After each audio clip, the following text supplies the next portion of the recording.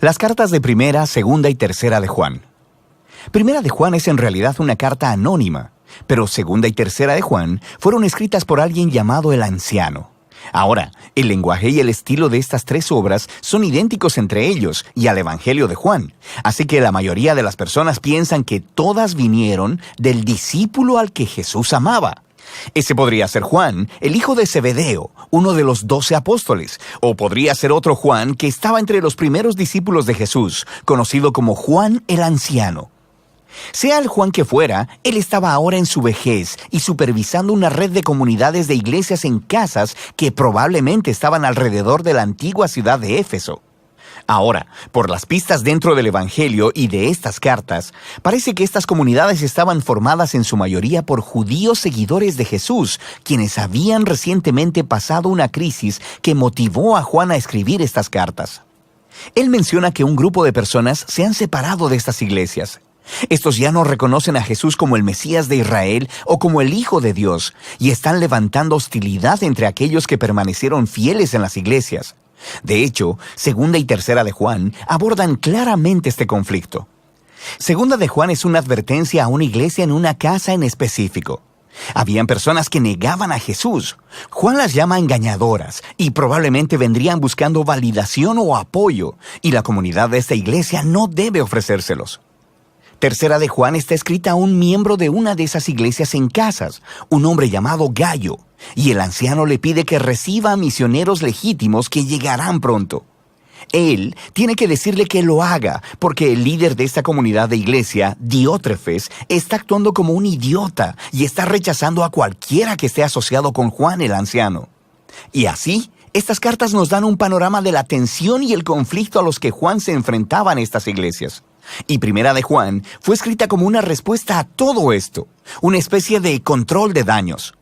El anciano asegura que Dios está todavía con aquellos que aún creen en Jesús el Mesías, mientras ellos permanezcan en la verdad.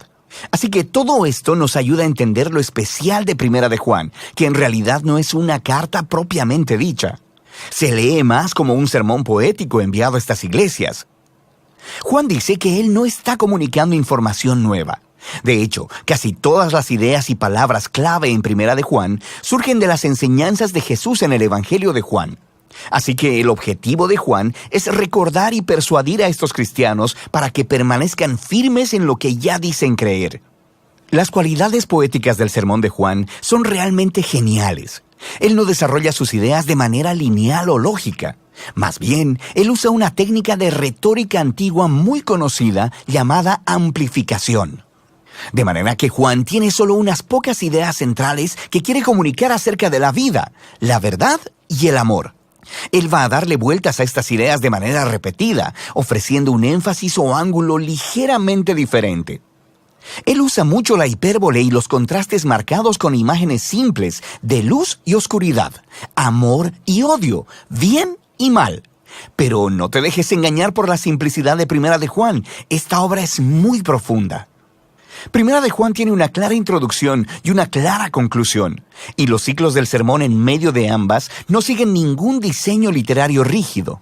Pero parece haber dos secciones grandes. Cada una está marcada por la frase «Este es el mensaje». Y luego, cada una es seguida por una repetición de imágenes, primero acerca de cómo Dios es luz, y luego de cómo Dios es amor. Y todas las ideas en estas dos partes fluyen y regresan de nuevo a estas dos ideas centrales. La introducción es muy similar al prólogo del Evangelio de Juan. Tiene ecos de Génesis 1 y Proverbios 8. Juan habla de la palabra de vida que estaba con Dios en el principio. Para Juan, la palabra Dios se refiere a tanto el Padre como el Hijo, quienes trajeron vida al mundo.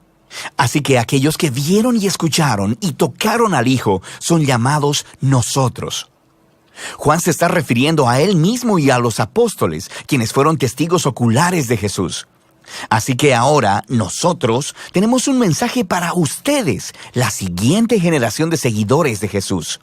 Así que cuando los apóstoles comparten la palabra de vida con otros, estos otros también son traídos a la comunión con el Padre y el Hijo a través de los apóstoles. La palabra comunión aquí es koinonía en griego, que significa participación o compartir. Cuando las personas escuchan el mensaje sobre Jesús a través de los apóstoles, ese mensaje los lleva a una relación real con Jesús mismo y a una participación real en la vida y el amor de Dios mismo. Y así, este fluye directamente hacia la primera sección principal. Este es el mensaje: Dios es luz.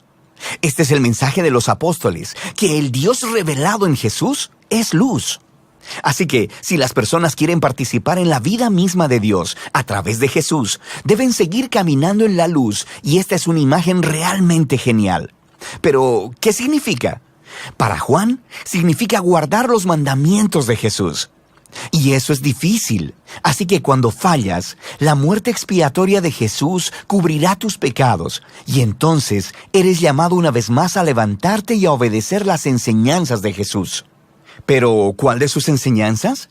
Juan les recuerda a las iglesias el viejo pero también nuevo mandamiento que se les dio a los discípulos en la última cena: que se amen los unos a los otros como Él los amó. Hacer esto es caminar en la luz.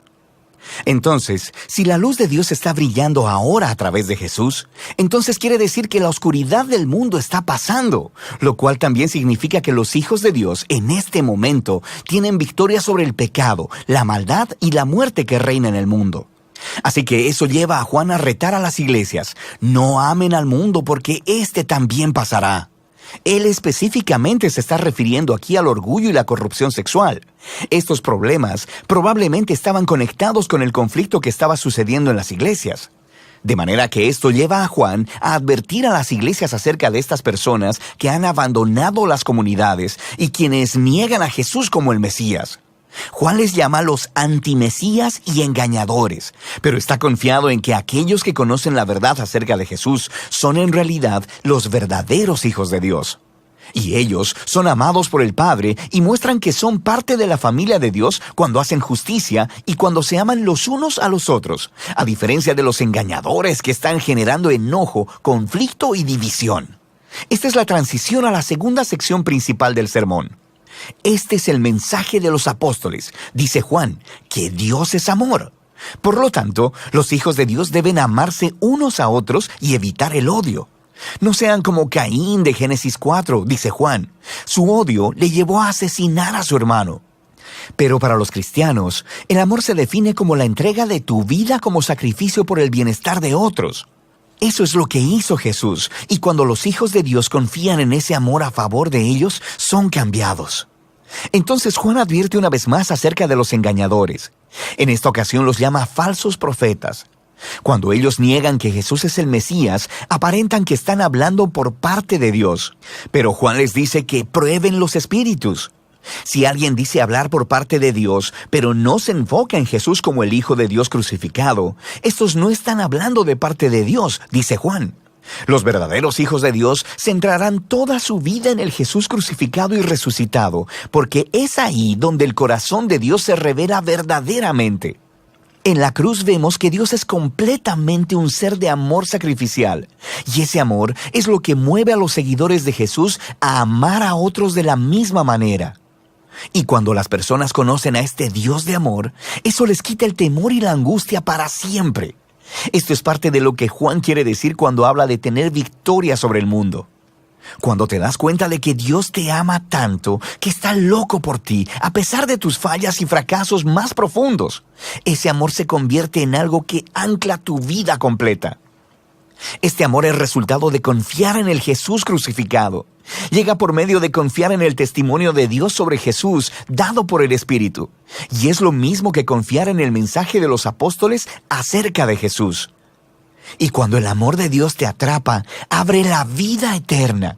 Una vida llena de la presencia, la vida y el amor de Dios mismo, la cual empieza ahora y continúa por la eternidad. Así que esto lleva a Juan a la culminante conclusión de su sermón. Él dice: y sabemos que el Hijo de Dios ha venido y nos ha dado entendimiento a fin de que conozcamos a aquel que es verdadero, y nosotros estamos en aquel que es verdadero, en su Hijo Jesucristo. Este es el verdadero Dios y la vida eterna. Ahora, si tu cabeza está dando vueltas después de escuchar esta oración y te estás preguntando: espera, ¿quién es aquel que es el verdadero? ¿Quién es el que da la vida verdadera? ¿Es Jesús o es Dios? Y la respuesta de Juan es, por supuesto que sí. Juan no conoce ningún Dios aparte de Jesús, y cuando él y los otros apóstoles encontraron a Jesús, descubrieron que el Dios que nos ama tanto ha elegido no existir sin nosotros, a pesar de nuestros fracasos. Y este Dios es tan sorprendente y tan inesperado que las palabras finales de Juan son que nos mantengamos alejados de los ídolos. Esto es, que resistamos la tentación de rehacer este sorprendente Dios a nuestra imagen. Conocer a Jesús es conocer al Dios del amor creador y centrado en el otro. Este, dice Juan, es el único Dios verdadero. Y de eso se tratan las cartas de Juan.